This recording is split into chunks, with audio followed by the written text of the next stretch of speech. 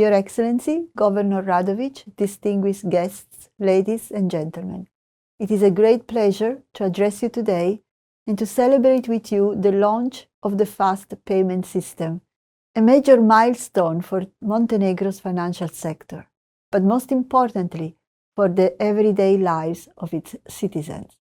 This achievement will bring tangible benefits to people, businesses, and the broader economy.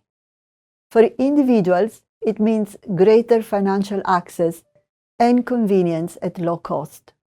By 2030, we expect that an additional 110,000 people, including 70,000 women, will gain access to financial services, thanks to this modernization of the payment system. This is what inclusive development looks like in practice. For businesses, especially small and medium enterprises, instant payments reduce friction, improve cash flow, and release working capital where it is needed most.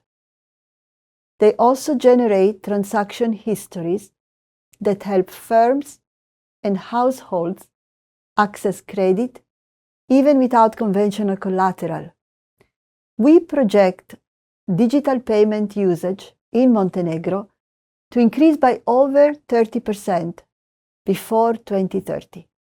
This system also transforms how government connects with citizens, enabling instant disbursement of salaries, pensions, and social transfers, and faster collection of payments. And in moments of crisis, whether a health emergency or a natural disaster, getting funds to vulnerable people within seconds can be life-saving. For the broader economy, today's launch builds on Montenegro's SEPA accession in November 2024.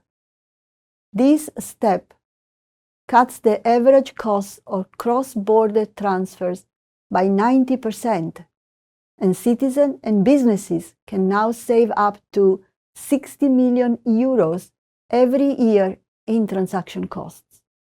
Payment modernization clearly improves Montenegro competitiveness and ultimately generates the jobs the economy needs.